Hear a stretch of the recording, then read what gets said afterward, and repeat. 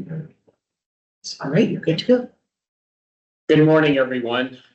This is Scott Oldendorf. I'm subbing in for Claire. Today is Thursday, June 25, and this is the Wastewater Advisory Committee meeting. Called to order. I understand we have a quorum. Yes. Okay, you want to do roll call? Yes, sir. Good morning, everyone. I will do roll call. Craig Canizaro. Here. Eric Sulwald. Here. Kirsten Wainsvik. We can't hear you, but I saw you. Matt Mathewson. Here. Scott Oldendorf. Here. Sheila Bowen. Here. And Steve Foley. Here. All right, we have a quorum. All right, very good. Thank you. So everybody, please mute your microphones. This will help ensure there's no feedback or background noise that may interfere with the speaker. If a committee member would like to speak or ask a question, please use the raise your hand feature. Remember to lower your hand once your question has been answered and you have finished speaking. When you are ready to speak, please unmute your microphone. This is especially important during votes. Do not forget to mute your microphone when finished. As a reminder, audience members are only permitted to speak during the call to the audience unless called upon by the committee. This meeting is being recorded to satisfy the open meeting law requirements. Okay, so let's all stand for the Pledge of Allegiance. 2 seconds, please.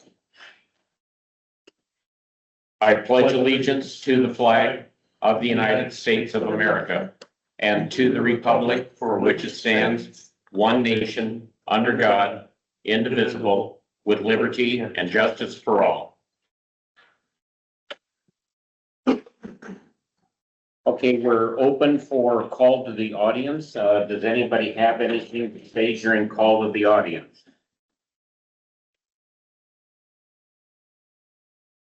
Okay, hearing none, we'll move forward to safety share. Does anybody have a safety share to share? Go ahead, Matt. Yes. This one was brought up to me recently by Molly Brenner, and we had an individual who came for a tour, seemed very interested, still seems very interested, but he's asking questions about vulnerability, about redundancy, about operations, and I think it started to raise the hackles on the back of her neck. Like, he's a college student doing research, supposedly. Maybe he is, maybe he isn't, not sure. We don't really know anything about him.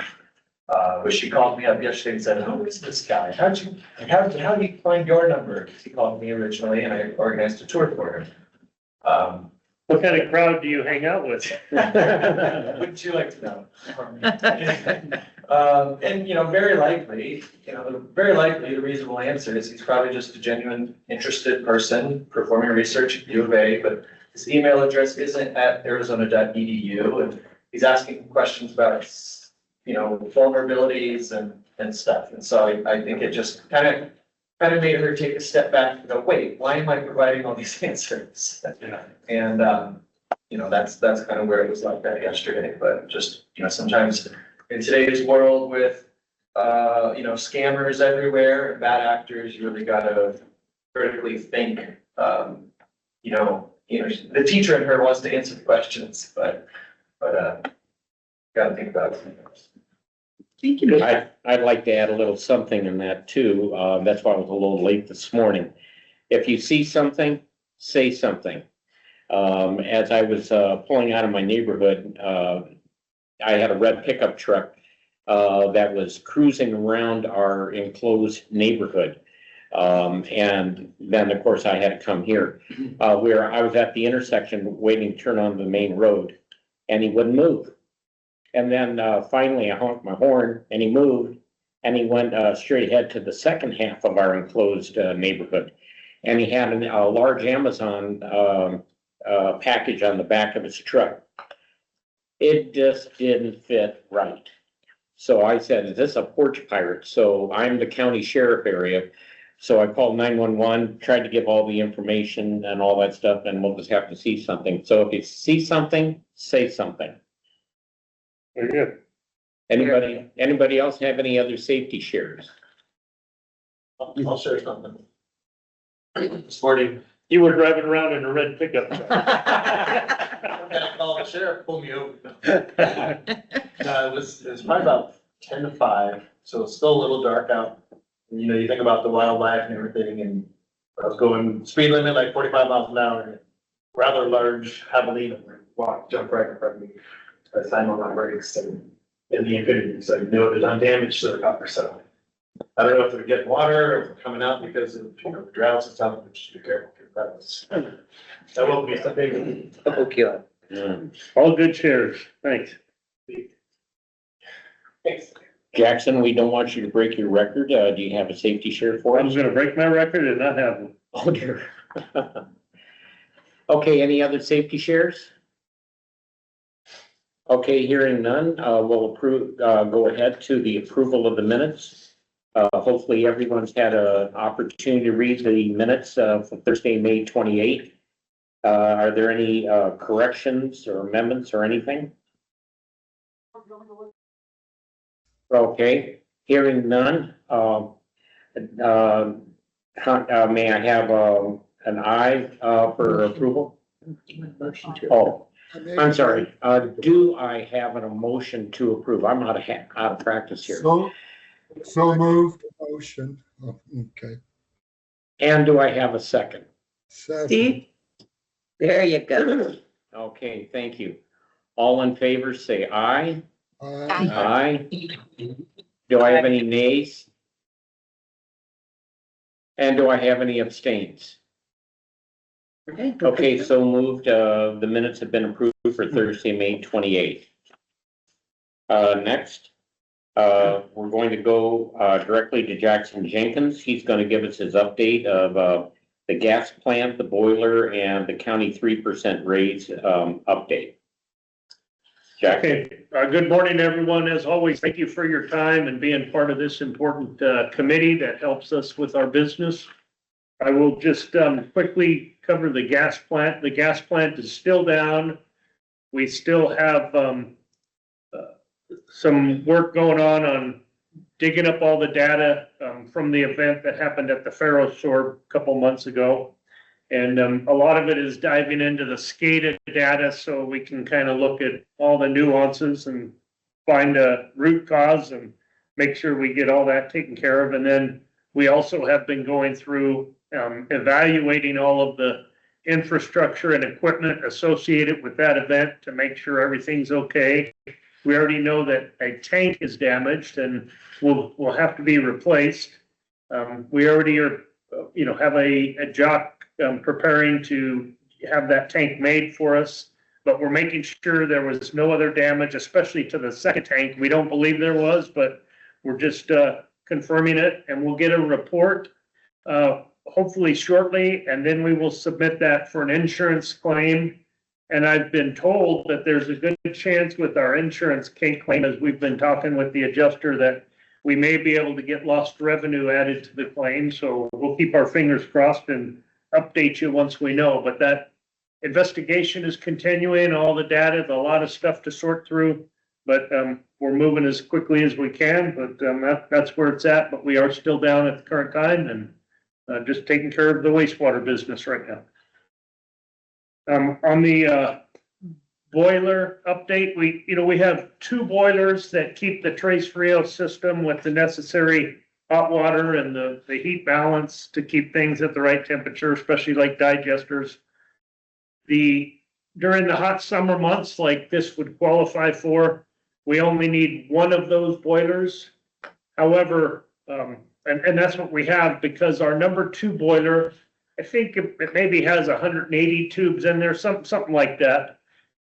2 of the tubes were leaking and have to be repaired, so we've taken it down and we're going to move forward with the repair on that. But with the single boiler in operation and the warm temperatures, we're reasonably comfortable, but that other boiler did start acting up, and we had a lot of people come in on after hours or on a weekend and went through it, and we think we got it in a good way. It's running again, and we're still in good temperatures, and we're happy, but we're always nervous when we don't have a backup for some important part of our process. So, well, it's gonna take probably to completely go through number 2 and do its annual physical and fix the leaks and stuff. It could be as much as 2 weeks, or I'm sorry, as much as 2 months. The other boiler is running, but we are going to bring in a rental boiler. We may not even turn it on, but we'll have it here because you can't lose your temperature control. So if that other boiler acts up again or has a problem, we need to have backup. So we're gonna pay for a rental boiler that we may or may not use. We hope we don't even need to use it, but we'll still have to pay for it to have it here. And we're moving forward with that. And then once we do get the number 2 boiler leaks fixed and the annual maintenance done and get it back in service and make sure it's running okay, then it's also, this is the time of year we do all of our annual maintenance on the boilers, because obviously warm temperatures is the best time to do that. So we'll go through number 1 boiler and do the annual maintenance on that one as well. So that's just something that's adding a little bit of extra cost to our business, and it's just making us a little uncomfortable, but we're still, like we always do, we make sure we do what we got to do. So that's just an interesting maintenance item right now. And then maybe on a high note, the board meeting earlier this week, the board approved our budget. They approved the county budgets. And in that budget was a 3% increase for all county employees. So raises are in order. I think the first pay period of next fiscal year starts June 28th. So June 28th is when everybody's salary will be increased, or wage will be increased 3%. And I also heard that they added another wage criteria that was any employee that makes, I don't know if it was less than $45,000 or $45,000 and less a year, they will be given a one-time $1,000, call it a bonus, call it whatever you want to, but the lower end of our pay scale, folks will be receiving, if they make less than $45,000, they'll be getting $1,000 one-time benefit. I don't know the deals about that, but it was just another effort to try and make sure living wages and people can afford what they got to do. So that's where we're at. That was good news. And with that, that's all I have, but I'll take any questions if you have any. Okay, does anybody have any questions for Jackson on the updates? Okay, Jackson, I guess you did a real good job. Nobody had any questions. I put them to sleep already. All right, well, thank you very much, Jackson. Next, we're going to have the quarterly vacancy review and elimination update by Doreen Press. Doreen, it's all yours. Good morning, everybody. Thank you. Unfortunately, I'm not able to attend in person today, so my apologies. But hopefully I'll be just as entertaining as always. Okay, so for last quarter, for the months of March, April, and May, we had 6 retirements, 13 resignations. We unfortunately did have 3 employees who failed their probations. We had 1 dismissal. We did have 14 promotions, so that's always wonderful to see internal movement. 2 voluntary demotions, which is also still a good opportunity for certain people to kind of venture out into different aspects of wastewater. We had 7 new hires, which we had a total of 23 vacancies filled. So for a quarter, that's great. Our average day to fill our vacancies right now is 62 days, which is actually down from 83 days to fill vacancies from last quarter. So we're really pushing things along to try to get recruitments going as quickly as possible and getting people hired and vacancies filled as quickly as possible. Our vacancy percentage right now, unfortunately, is 10.8. It's a little or a lot higher than I would like to see it. But I'm attributing all of that to where we are in the fiscal year, end of school year. People tend to move, go on vacation. different aspects, retirements. So that's kind of what I'm attributing it to right now. We have had some challenges with compensation compared to other municipalities and private sector opportunities for our employees. So that's always a continuing fight, kind of, with what other people are being offered.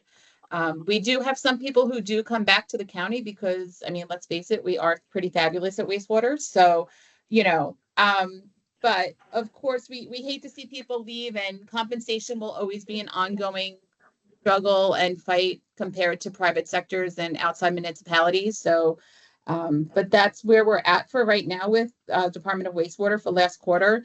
I hope to see, or I'm planning to see a lot of movement in next quarter with getting our vacancies back down to where we were, to about a 6 or 7%. That's where, I know Jackson likes to see it a little bit more, not so much in the double digits, as well as myself. So just know that we're working very hard to get our teams filled and vacancies filled and to keep wastewater running smoothly. So are there any questions? I'd just like to also add some comments, Doreen. Thank you for that. Thank you. But, with our vacancy rate near 11%, right around 11%, our absenteeism runs consistently just over 13%. So there's almost 25%.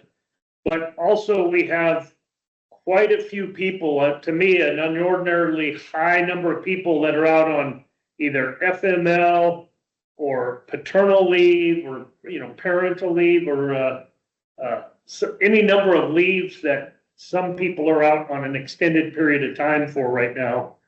And then obviously our overtime is on the climb. We have higher overtime, so we watch all that, but it's never a problem until you do too much of it and people start getting burnout, or you see safety incidents increase. So we have to watch a lot of things, but I'm not real happy with where we are staffing and resources wise. But I'm always 100% supportive of the team we have, and people get things done. But we're just asking a lot of the people that are here right now, and we're going to have to continue doing that till we can catch back up on a number of fronts. So FYI. Very good. Thank you, Jack. Are there any questions for Doreen? Well, Doreen, thank you very much for the update. That's very informative, and we hope to get to the better numbers, and Jackson will be a happy man again. Jackson's Okay. always a happy man, but we are going to try and get our numbers back down. So I hope everyone has a great summer. Thank you Thank you, very Doreen. much.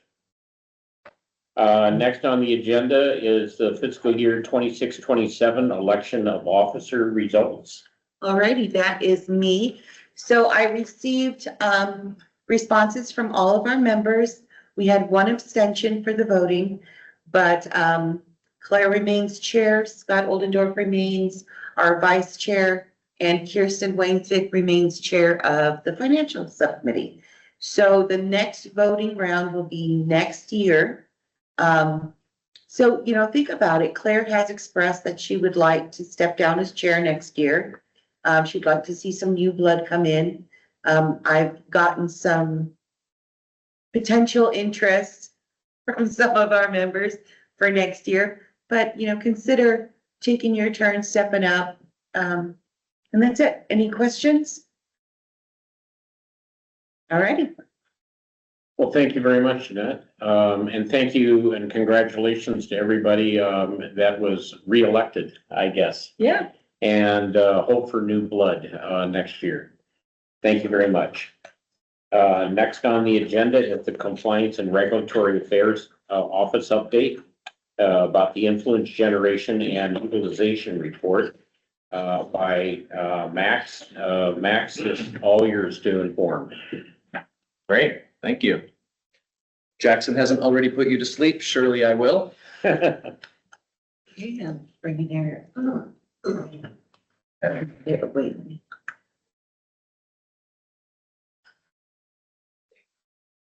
Okay. Well, good morning, everybody. My name is Max Desante, and I'm the division manager here at the Compliance or Regulatory Affairs Office. This is where we host all of our RAC meetings. And so for the two of you who are here, welcome. Here we go. So I like to always start with a little bit of our org tree just to show kind of where I sit. My supervisor is Jaime Rivera. He's the Deputy Director over Technical Services and Engineering.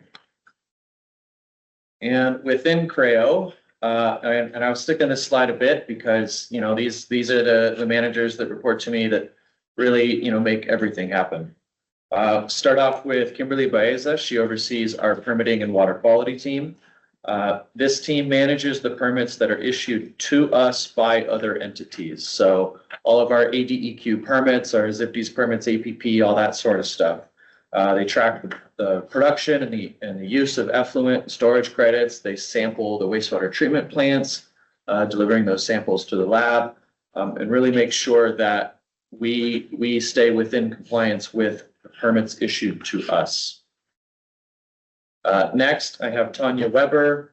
She oversees our data management unit, and they control all of the flow of data in and out of CREO. They report all that data to the state. I don't have the exact number on hand, but it's somewhere in the order of 50,000 data points reported to the state each year for all 7 of our treatment plants. They ensure that the data is legally defensible in coordination with the permits. And then they also manage the reporting of any non-compliances and issues and contingencies associated with our permits as part of just letting the state know that we're operating well. And they also oversee facility inspections. Next, we have a new face. So previously we had Steve King was our pre-treatment manager, brand new, I think to be effective this Sunday. Ann Gurr is an internal promotion. She has been working in the IWC team for I believe about 6 years. I should have looked up that date before coming here, but she has overseen the compliance and enforcement wing of our industrial pretreatment team. And so we're excited to see her promotion. Now IWC is a requirement of the ZIPDs permitting program, part of the Clean Water Act and 40 CFR Part 403, and they implement the pretreatment program. They really make sure that what is going into the sewers is not going to be a concern for the sewers themselves, the treatment plants, or any downstream use of effluent. Next, I have Janelle Kraft. She oversees our compliance laboratory. It's a 31-person laboratory, so quite a big effort. The laboratory ensures that all samples that are analyzed are handled according to approved EPA methodology and are analyzed in scientifically sound manner. And finally, I have Veronica Figueroa, another new face. And so last but certainly not least, she leads our admin team, and they really, help everybody else function. They do all the purchasing, they do contracts, they do grants, they make sure our lights stay on, work with facilities, just really a whole host of stuff to make sure everything else flows smoothly. Okay, so going back to staffing and vacancies. I have last year's 2025 vacancies by unit on the top, and you can see we were sitting in that 4 to 6 range. I guess May we had two empty positions. This year, I didn't get the scales right when I made the graph, but happy to say it was a little bit smoother this year. That's the chart on the bottom. We had several months in a row where we were at 1. That was an admin position that was open, and then most recently here in June we've gone back up, and that does kind of match the last graph that Doreen showed you. Kind of swings up at the end there. So even though it was a little smoother, you did see on that the last slide that I did lose 2 senior veteran managers. Thankfully have replaced it with good people, but that was right there about 50 years of institutional knowledge lost. So we'll see what next year holds for us. I'm gonna cover a couple quick updates from each of our 5 units. First, I just wanted to show this graph. This on the left, that colorful Excel document, that's a tool that we use to help track all the different permits that we have, their renewal dates, their permit numbers, issuance dates, all that sort of thing. And because we had quite an active permitting year. For aquifer protection permits, we had 4 permit amendments, including 2 just for Tres Rios. We had 2 AZIPDES renewals. AZIPDES permits are renewed every 5 years. So 2 in 1 year is, above average. We did get our special use permit for Mount Lemon. Now that is the permit that allows us to operate our effluent discharge spray field. That's on that north side of the mountains. That's in the San Pedro watershed as opposed to the Santa Cruz watershed. Otherwise, there's a moratorium that prohibits discharge down into that Sabino Canyon area. Believe it or not, that's where the water would go if discharged right out of our wastewater treatment plant. So we're excited to get that permit as well. And then what we haven't done in many, many years is we are working on 2 permit closures. Now, one, the Randolph Park facility has been in temporary cessation since 2013. And as we're considering, handing, well, I don't say handing, a land swap and other agreements with the city, there's no need for that treatment plant to be open anymore. So we're going through closure for that. And then we're also looking at closure for curb. Now that facility, that's Keno Environmental Restoration Project. That will still operate. That will still be a stormwater recharge, restoration project operated by flood control and by Keno Sports Park. But we're not really convinced that there's a need for them to have an aquifer protection permit for their uses. So we're maybe just going to look at closing the permit and allowing them still to operate. For the laboratory, I wanted to show a breakdown of the type of analyses that they perform. And I do really have to give 2 big disclaimers on this because this graph was created purely by number of analyses. That means there could be one single analysis that takes a couple days to complete for pesticides, let's say, but that might have 30 or 40 analytes within it. And so that discrepancy isn't quite appreciated by this graph. And in addition, there are several uses that can be had by one sample. So if a chain of custody is filled out for an APP or a ZIPDES use, maybe IWC and biosolids could also use that same data because it was collected in a way that's agrees with the collection requirements and those needs.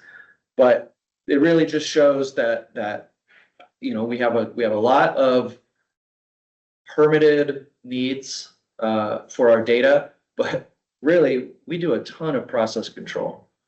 And this is the data that's produced. A lot of it's solids data that really helps the operators run their plants at peak capability. And a lot of this is next day analyses. And for those who've worked in and around a laboratory, that rush analyses, 1 day turnaround times. If I made this same graph based on number of dollars, I think it would be way skewed into the process control because that is just really valuable information to have next day for our operators. I think it's about, I'll go to industrial wastewater control. I think it's safe now to discuss this project a little bit. We first, well, let me take a step back. There's a food manufacturer in the southeast part of town. There's been a food manufacturer there for many, many years. And it's been a problem for many, many years. And there is high concentration of biochemical oxygen demand, food product waste that goes into the sewer. Technically is not in exceedance of any of our standards by itself. But as that food moves down the sewer and biodegrades, it produces H2S and has been a nuisance downstream. So in June of 2023, we funded a research project with Kimley Horn and Brown and Caldwell to evaluate H2S contributions and BOD contributions in that reach and around that reach to see if we could identify and pinpoint into that area. And we produced this research project to this industry down there, and now they are really taking hold. They are developing their own pretreatment system. They're going to have a moving bed bioreactor. They're going to have a DAF. They expect those tanks to be completed in July of 2026. They've already gotten their subgrade permit work in June. They've already invested over $4 million and estimate the entire project to be about $10 million. So I think this is just a good example of, when an industry is discharging, albeit regularly conventional, sewer materials, high BOD, we got with them to make them fix their own problem, and it's a benefit to us and downstream users. For the two of you who came in, our admin team recently, we've upgraded our lobby furniture. If you had noticed, the stuff in there before was starting to get a little threadbare and fall apart. So for the rest of you, the next time you're here, you'll see nice new furniture. And then also, I don't know, Scott and Craig, as you walked in, or you drove in, maybe you saw that all of our signs and all of our like all the copper burnished signs have been removed. Those are being modified and upgraded, in addition to a couple of little kiosk signs that'll be installed to help new folk who arrive. We get people all the time who are headed to U of A but walk in our lobby, and vice versa. So hopefully it'll be a little bit better. Okay. I have 2 slides on AWP. I think everybody's probably excited at that, and then I'll go into a recap of the EGR. So to recap with advanced water purification. Last year I gave a presentation. The rule was very fresh. There were no real plans yet, except that we knew that the city of Tucson wanted to do it and that they had an $86.7 million grant. So obviously there's been a lot of activity since then. As I just mentioned, they got an $86.7 million grant from the Bureau of Reclamation.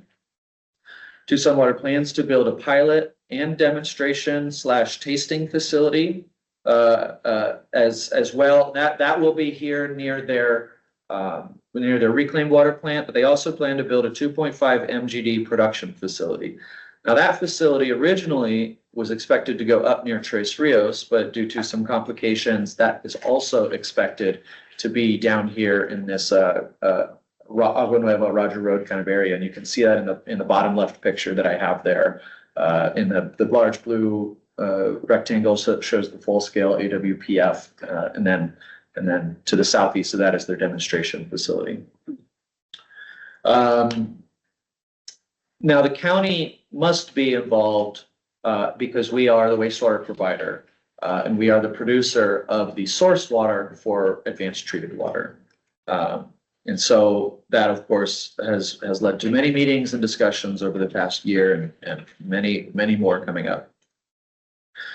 And then in this last year, we formed a workshop between Pima County, City of Tucson, City of Scottsdale, and City of Phoenix to work on 2 specific, many sections of the rule that came out, but the 2 that are most related to Pima County are enhanced source control, section 824, and tier 2 chemicals, section 826. And we've had a host of meetings with ADEQ since then. And if you remember my presentation from last year, I said, how are we ever going to do this? The workload that's going to be required is crazy to catalog and monitor every single chemical from every single non-domestic user. Well, happy to announce that ADEQ just announced that they're going to go into rulemaking. And so this was the only way that I really saw it possible to happen, and that our Tri-City work group, as we call it, thought it could happen. And so they just announced this about 2 weeks ago. In fact, the rulemaking webinar is later today. The draft, the red line draft, went public on the 22nd and is available for review. There's only a few sections that they really identified as wanting to open up. You can see that it's tier 2 chemical control. It's items within the demonstration permit, operator certification, and miscellaneous. And so I just got back from a vacation, so I haven't had a chance to review. But when I was talking to somebody yesterday, and apparently it's quite significant, the number of strikeouts and additions that they've had. So we're excited to see what this does for actual real, usability of this rule. Okay, now I'll go into the AGR a little bit, just a few slides. I was just talking to Courtney, who helps put it together, and I think one of the final steps is our comms team is working on a new cover page. This one I took from the old one, but it is just about ready for to be released. So this is the 2025 effluent production from all of our facilities. You can see the green wedge in the bottom, that at 4,423 acre feet is the effluent production from all sub-regional facilities. That's Abra Valley, Green Valley, Arabaca Junction, Mount Lemmon, and Corona de Tucson. The light blue border around the rest of it, that 59,350 acre feet, that is the production from both metropolitan facilities, Agua Nueva and Tres Rios, and you can see there two values as well. Oh, no, here. This graph is our effluent by type of discharge. And you can see that the bulk of the water, that large blue wedge, 63%, 40,172 acre feet, that is a ZIPD's discharge. So it's no surprise, most of the water that we produce goes into the Santa Cruz River. The purple wedge in the bottom left of that is the water that's delivered to the City of Tucson reclaim system. And that is 18,987 acre feet. And then we have a couple other smaller uses, groundwater discharge that's via basins or spray field, and then reclaimed water that's delivered to parties other than City of Tucson. And then here, this is specifically Pima County's share of metropolitan effluent. So again, coming from just Agua Nueva and Tres Rios. About half of the water that the county owns is delivered to Keno Sports Park and other parks and projects. Then we have 840 acre feet that went to Marana High Plains effluent recharge project. And if you recall, again, a couple years ago, we increased that project from 600 acre feet to 1,200 acre feet. Well, we didn't reach 1,200 acre feet last year. We only got 840, and there's of course, complications that can arise in operating an off-channel recharge system like that. But I am happy to say that through May of this year, we're already at 531 acre feet delivered and about 523 acre feet recharged. So we're right on track to hopefully hit that 1,200 acre foot mark. We'll see as the monsoons come, it washes out the diversion structure that funnels water into that project. And so, we'll see. It's supposed to be a pretty heavy monsoon year, so we might see some really low High Plains recharge values because of that, because the diversion structure won't be operating. Otherwise, on the bottom right of this graph, we have 387 acre feet delivered to the Lower Santa Cruz Managed Recharge Project and 191 acre feet outflow from the Lower Santa Cruz Managed Recharge Project. Now that outflow number, that is a number that we want to hit zero, right? That is water lost to the project. It flows north of Trico Road. We have a share of it. Everybody who's a partner in the Lower Santa Cruz Managed Recharge Project loses water at Trico Road, and just because it leaves the project and can't be measured. So The goal for everybody is to get that number to zero, and there are several projects working towards that goal. I like to include this one. It's just a pretty graph that shows which portions from Tres Rios and Agua Nueva support which uses. You can see most of the reclaimed water, that's the purple bar, comes from Agua Nueva. Now, the little sliver that comes from Tres Rios, that is actually offsite reuse at sports park, the sports park that's next door to Tres Rios and the truck fill station. It's only like 30 acre feet or so. It's very minuscule. And then you can see the two large blue slivers for Azipti's discharge. Now we know the city of Tucson is working on a booster station at Tres Rios for their reclaim system. And so we'd expect as that project moves forward to see significantly more water going to the reclaim system from Tres Rios. Because also think now they're building a advanced water purification system that will use Agua Nueva's effluent. And so we'll see that purple chunk shrink a little bit and the Tres Rios purple chunk increase a little bit. And finally, if you're not asleep already, I have this is just our little tracking spreadsheet graph that shows our total long-term storage credit bank account. You can see which facilities it comes from. We have the total at the bottom, and right above that is 2025. So those are the new long-term storage credits that we gained in 2025. We gained about 3,512 acre feet of long-term storage credits, and our current bank account sits at about 42,500 acre feet. So I think it's a good trend. That number keeps going up. We're getting better at recharge. And that is it. Excellent. So. Well, thank you very much, Max. And I was very wide awake. You did a great Excellent. presentation. Does anybody have any questions? Eric, you have a question? Yeah, I was noticing that back in the 2021, 2020 years, the recharge out of Green Valley was higher than what it is now, but it's back starting to come up. Was that a particularly wet year or something? Or we just had a lot of people flushing toilets? Well, also consider at Green Valley that a lot of the water that we produce goes to the Robeson Quail Creek project. And so it's become a benefit for us immediately it's easier for us to allow them to recharge it than for us to operate our own recharge basins, because they've been used for many years, many years, and have often received lagoon water, which is not nearly as clean as the water that comes from our oxidation ditch out there.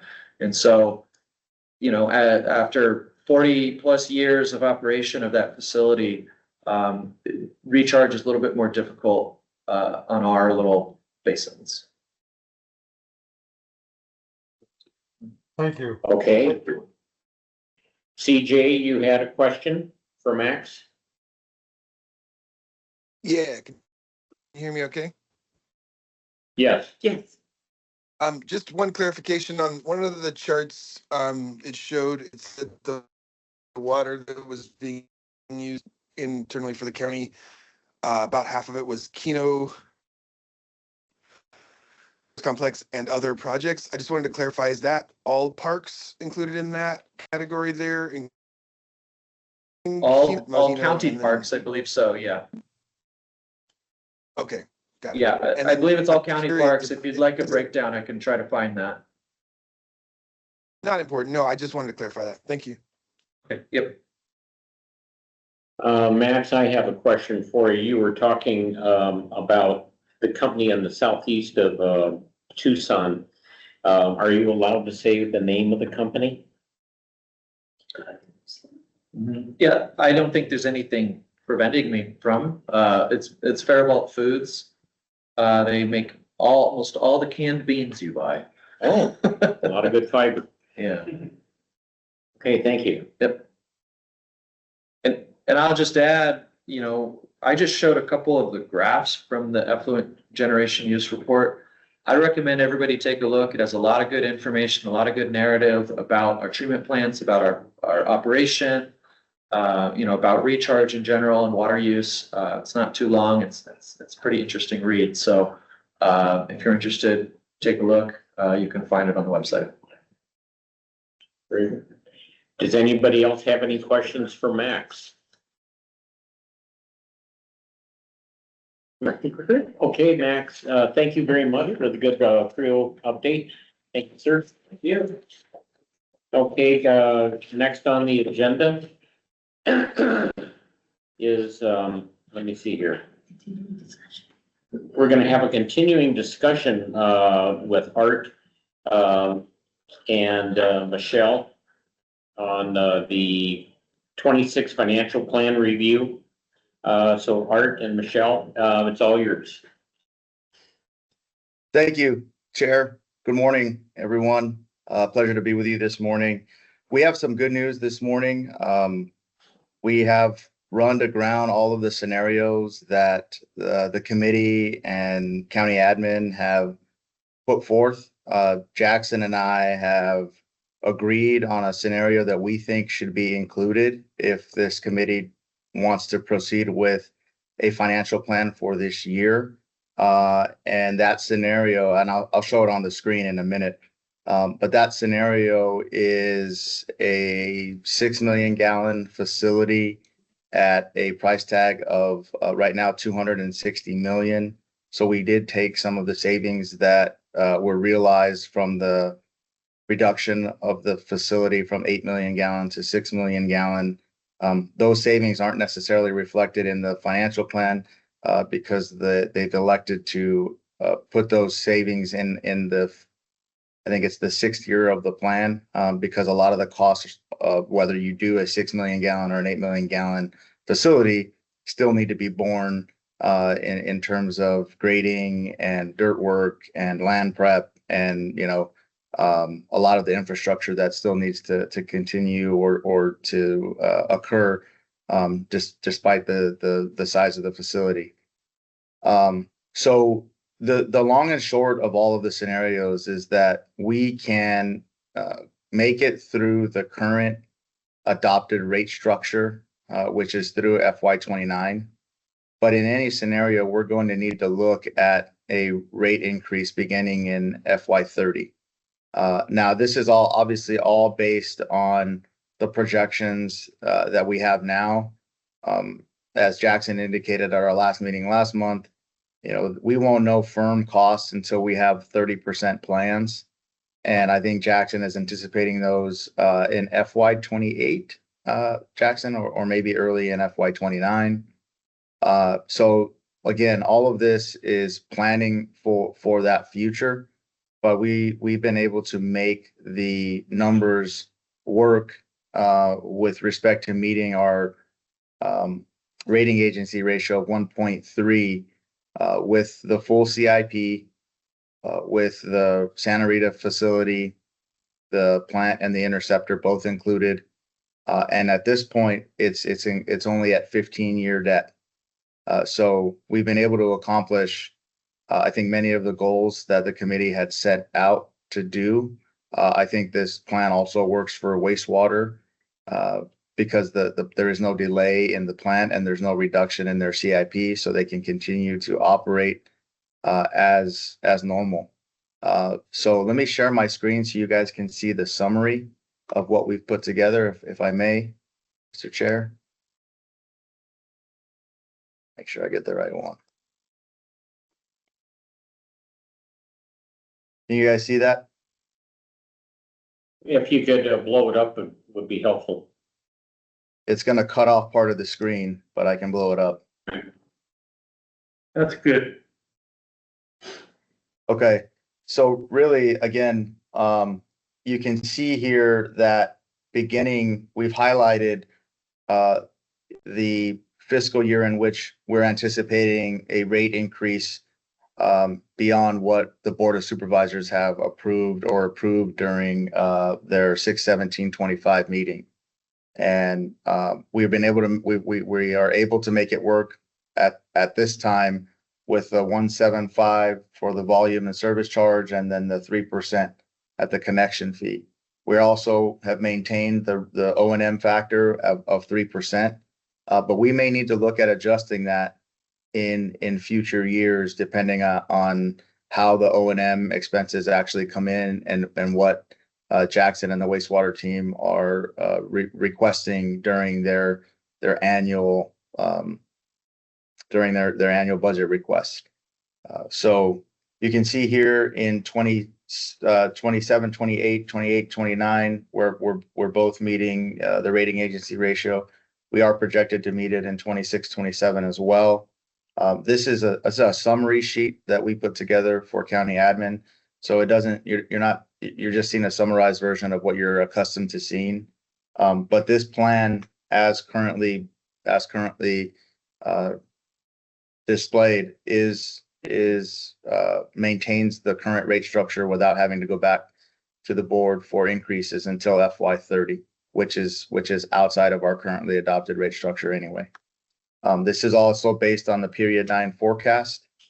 So the numbers may change, especially forecasted for 25, 26 based on the period 10 forecast, which I believe is the next agenda item. So you'll get an idea from Mr. Stickley where the department is at for period 10 and the next agenda item. Let me scroll here to the right a little bit so you can see more clearly here in FY30 and Michelle is projecting that we need a 3%. We'd need to maintain the 3% on the connection fees and go up to 3% on our volume and service charge fee. I want to make sure that we're keeping the committee in mind that these are numbers based on today's projections. When we do this exercise again in 6 months, my projection is that they're going to change. They're going to change based on, the movement on the project, based on the O&M costs that Jackson is seeing for his chemicals and just the operating and maintenance of the utility. So I think Jackson and I'm certainly speaking for Jackson, and I don't mean to do that. I don't mean to put words in his mouth. So I'll let Jackson talk for himself, but we did have a conversation together and agreed that this was the best path forward for the financial plan based on all known factors at this time. So let me pause there, ask Jackson if he wants to jump in here, and then I'll open it for questions. And Art, I think, you stated everything very eloquently, more eloquently than I would. So thank you for that. And I just would prefer to defer to the committee and let them ask questions or comments. And then I would prefer to chime in based on those questions or comments if I can, and we'll tag team that if you don't mind. Absolutely. Okay, does anybody have any questions for Art? Eric? Okay, Art, couple of things. Beyond the 29-30 fiscal year, do you see a rate increase in the 30-31 that you're not showing? That's a good question, Mr. Solwold. I do believe that the prudent thing would be to evaluate that as we get further down in this process.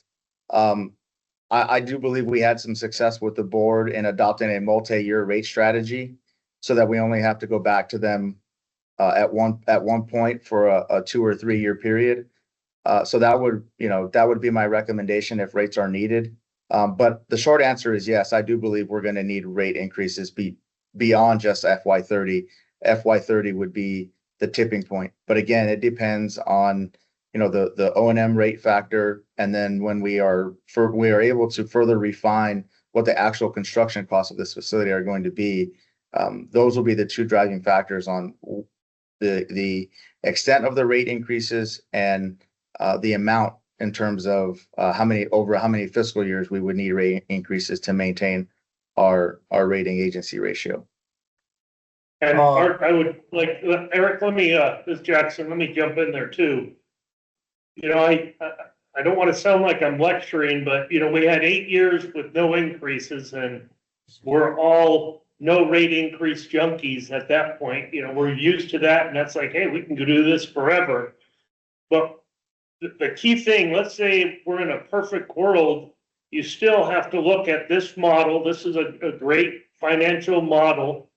And look at the main component of this, it's our cost. And if you look at our O&M costs, they're going up 3% every year in this model. That's maybe a predicted inflation. Maybe it'll go to 2%, which the feds dream of one day. Maybe it'll be 4%, but it shows approximately a 3% on our O&M costs going forward. Well, to me, primarily, you know, sure, you'd love to find efficiencies and eliminate waste and redundancy, but, you know, this committee has talked about it, that, you know, maybe we need to have some discussions about considering rate increases aligned with inflation to keep us even keeled, even pared. And of course, it could be evaluated each year to see if it's absolutely necessary. But, you know, when you ask about future years, as long as there's going to be inflation, there's going to be pressures to increase the user fees. That's my comment. Okay, thank you, Jackson. In reference to your 8 years of not raising rates, I think it came back to bite us too. And I am one that firmly believes that a modest increase every year will hold the line for us. And I would look at this, and I sure don't want to throw water onto this, but if you're looking at the 27-28 fiscal year and start there, and instead of using the rate increase that we've already agreed to, add a little bit to it so it becomes a 1.02, and you might be able to go through 30 and 31 with a 2% increase right on along, and that would help cover the anticipated costs and increases that we see. Personally, I think we've got to look at this in a 5-year stretch and put a 2% or 2.25% in there every year and let it go out. Not sit back and say how great we are that we didn't raise your rates. Costs are going up and we need to protect both our customer base and our operation. And so I would like to have our subcommittee have a good hard look at this with Art. Art's done a super job, and Jackson, you have too.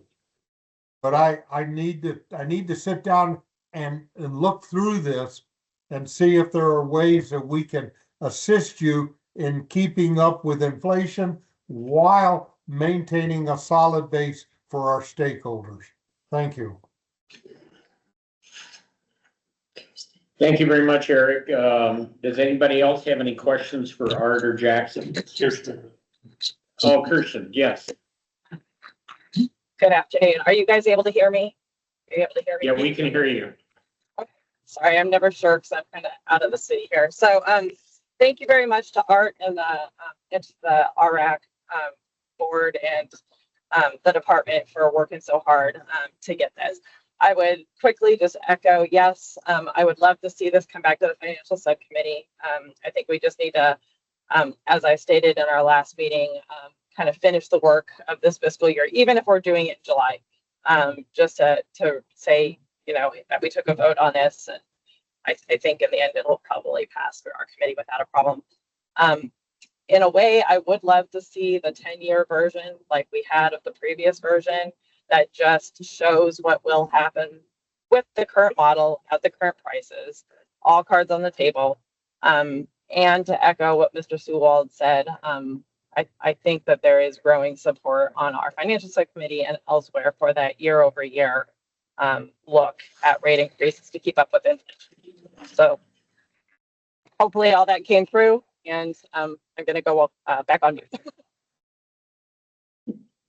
Thank you, Thank you, Kirsten. Kirsten. Are there any additional questions for Art or Jackson? All right, very good. Well, thank you very much, Art, for all that update, and Jackson for the input. Next on the agenda is going to be the 25-26 period 11 expense and revenue summary. David Stickley. David, it's all yours.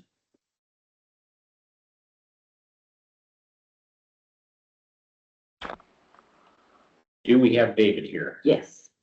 Hey, folks. David, you're still muted. No, we just heard. Oh, hey, Nick Dominguez here. Happy to. We happy to hear join you now. You can hear me? Yes, we can. Wonderful. Okay, great. Thank you. Hope everyone's doing well. Thank you for the time. We've had a lot of discussion so far about future finances, so I'm going to bring us back to focus on period 11 results. While there haven't been any material shifts in budget expectations since last period, we still wanted to provide a general overview of where we stand through May. Will it be easier if I share my screen? I think. Yes. Okay. Yes, great. please. Yes, indeed. Here we go. So as you take a look at this in real time, I also wanted to mention we only have. Nick, can you make it larger, please? Yes, I sure can. I think. Thank Let you. me share one other way so that it's a little closer to, so I can zoom in. Here you go. Perfect. Okay, let me know. Can we see some of this? Yes. I'm going to cut off Much some better. of this. So, Thank you. better to see the tables or the graphs? I can see the graphs. Good. Scroll down to the table. Great. This is probably where Table's I'll good focus. too. All right, Yeah, great. table's good too. Okay, so I wanted to mention before I get into May that we do in real time only have one more week until the year is officially over. While June hasn't closed yet, based on our analysis, the department should be in good shape to end the year with a surplus, which I think, as Art mentioned, will keenly position the department to manage kind of the long-term CIP plans. What you'll also notice on this sheet is the forecast we've provided is still labeled as P10, as we don't adjust or update forecasts for period 11 or period 12. In this case, just for reference, we've included a straight line forecast that shows the department is generally still in line with budget expectations, even if we were to consider updating forecasts. While personnel costs continue to trend low, to stamp what Doreen had kind of mentioned earlier, this is a result of vacancies, both retirement and general turnover, and other hiring headwinds as we kind of head into the end of the year. We do expect some of these to ease as we kick off FY27. In terms of other operating and maintenance expenses, well, year-to-date is slightly below the period forecast. We do expect the overall spending for the department to end the year at or near our period 10 forecast. In terms of revenue, as we go down the table here, and sorry, I know it's a little zoomed in, but as we take a look at revenues, although the shutdown in biogas has limited our revenue potential for the year, we still anticipate recognizing earnings of at least 98% of the original adopted revenue forecast. So overall, the department's in a healthy position to manage ongoing costs and maintain a favorable debt ratio while we look towards the end of June. Happy to answer any questions or follow up as necessary. All right, anybody have any questions for David? Okay, David, well, thank you very much for the That was update. Nick. What's that? It was Nicholas. Nicholas gave the presentation. Oh, I'm sorry. It's okay. Thank you, Nicholas. Thank you very much, Nicholas. Thank you all. Yep. All right, next on the agenda is our financial subcommittee report with Kirsten. Financial Subcommittee did not meet since May. We were pending this information from Art and the department. So at this point, I would like to ask for Jeanette to work with us to find some dates here in early July, and for Art to send Certainly the information he sent today, maybe the 10-year look ahead version, rate workbook, all the bells and whistles, send it to us. Let's have a meeting and see if we can get this across the finish line for this year. All right, thank you. Anybody have questions for Kirsten? Thank you, ma'am. Have safe travels. Next on the agenda is our CIP subcommittee with Craig. It's all yours, sir.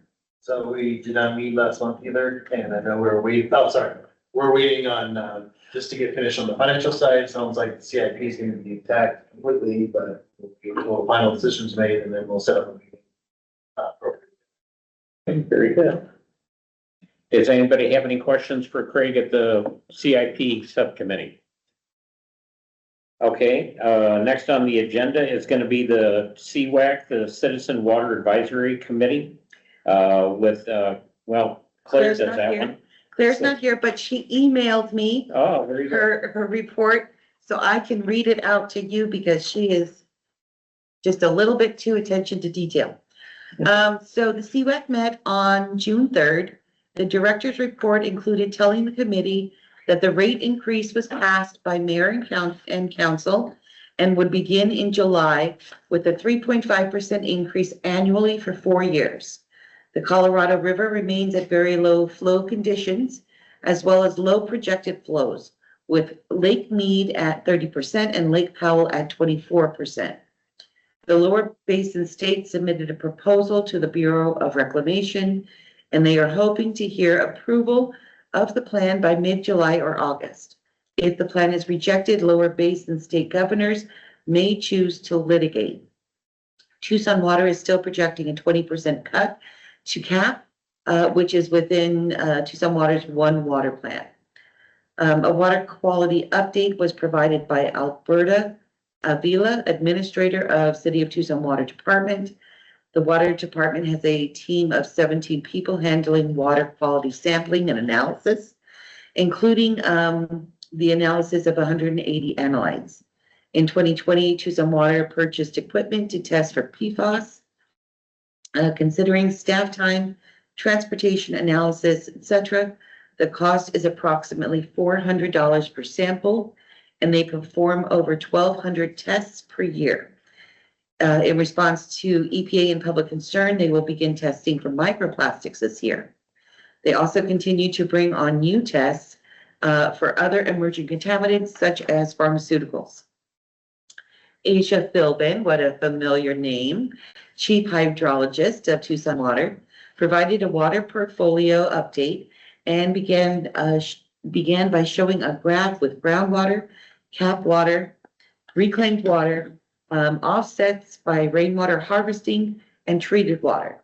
The committee asked that Tucson Water add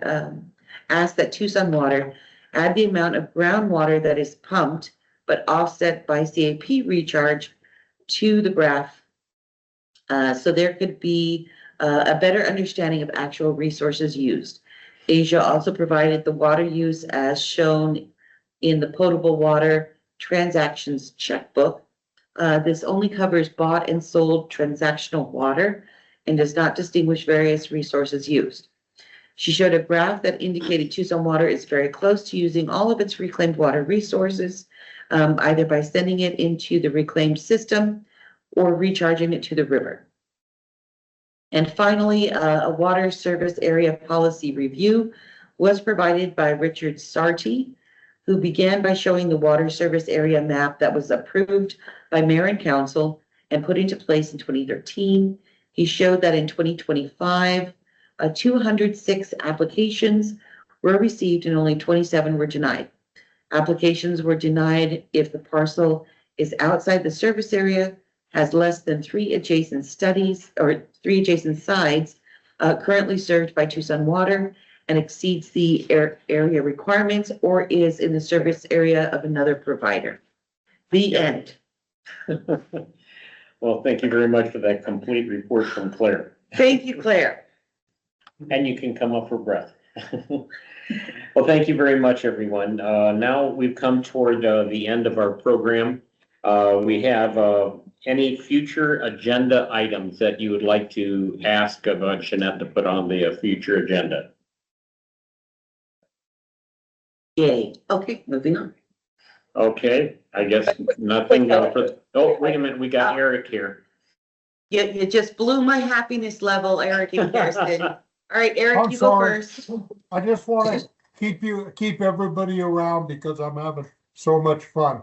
But one of the things that I think would be of interest with the cap water situation and all, there is a value to the 42,000 acre feet of credits that we currently have within our department.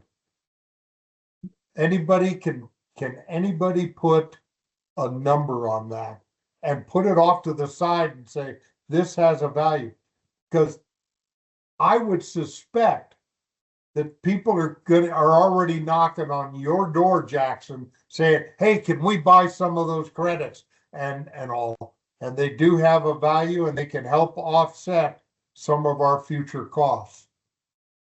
Max, would you like to get that and we can send it out? I'll just tell you right now that all of the water companies that I deal with regularly, are already buying water for over $400 an acre foot.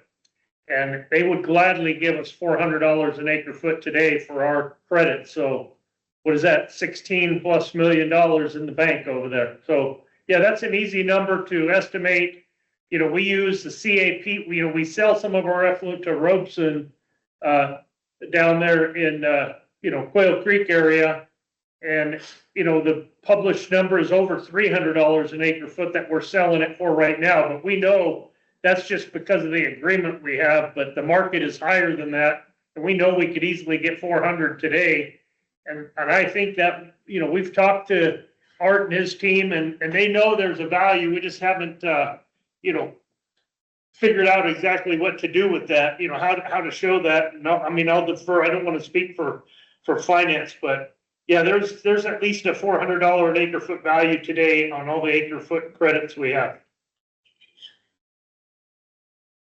Thank you. Nice work. Correct? Yeah, I was gonna say, if you're gonna look at it that way, isn't there also a value for the county to be using that water if they have their own water systems and they do developments within the county? Right? I know South was one of them at one time that was gonna have a water system that uses the water that you're making the credits. So there's a value there too that needs to be looked at maybe as well. Yeah, and that's part of why we really haven't pursued, we just haven't pushed selling them because we thought the county could get into the water business at some point. And so we kind of held on to them, but, and that's why it's a very complicated conversation and topic, really. But it is truly a financial asset. It has real value, no matter how you look at it, and how you want to deal with it is great conversation. Kirsten, do you have a comment? Not on that topic, although I affirm that it's got definitely some value.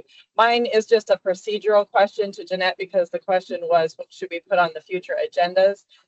As I recall, is it July where there's not an RWRAC meeting, correct? So the next one will be August.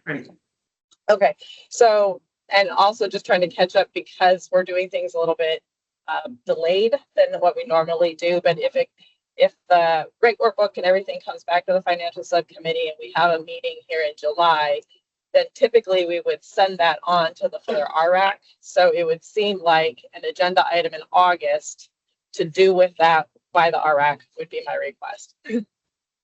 Okay, so I will put the agenda item as to add the rate workbook, review and approval or recommendation if we've completed it at the subcommittee level. Okay? Perfect. Also in August, I will present a very detailed explanation of our reasoning and justification for moving forward with the Santa Rita at the current rate and pace we're doing so. Great. Very good. Matt, you have a comment?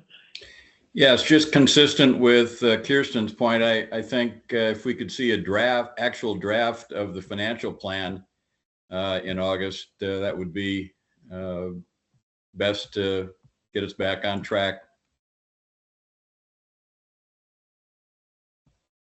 Okay, very good. Anybody else have a comment for future agenda?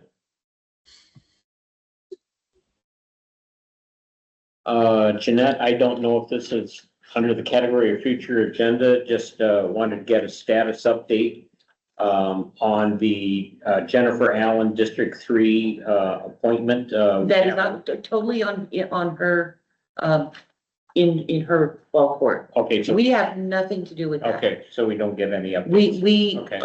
I check in. CJ, I was gonna email you later, by the way.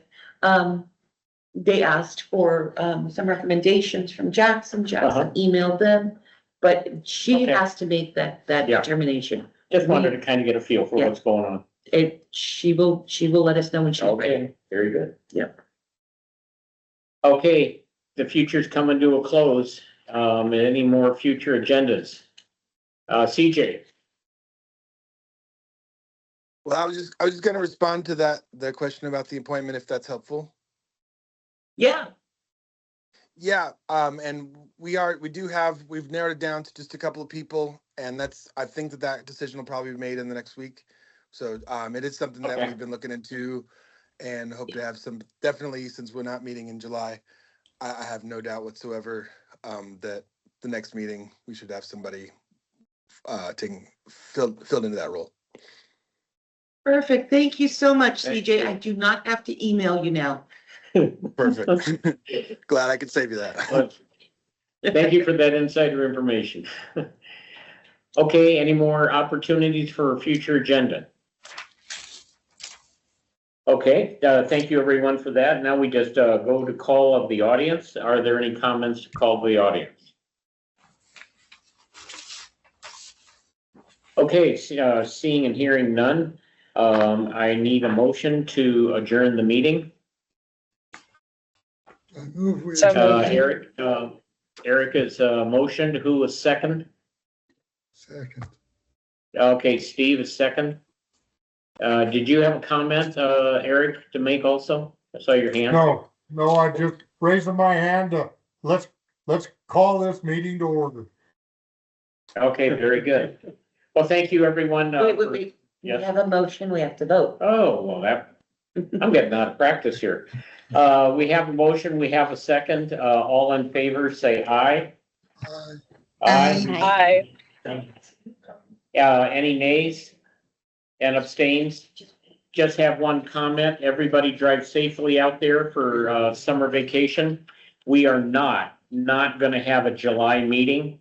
We wanted to give you guys a full month of opportunity to celebrate America's 250th birthday of the nation. Our next meeting is gonna be on Thursday, August 27th.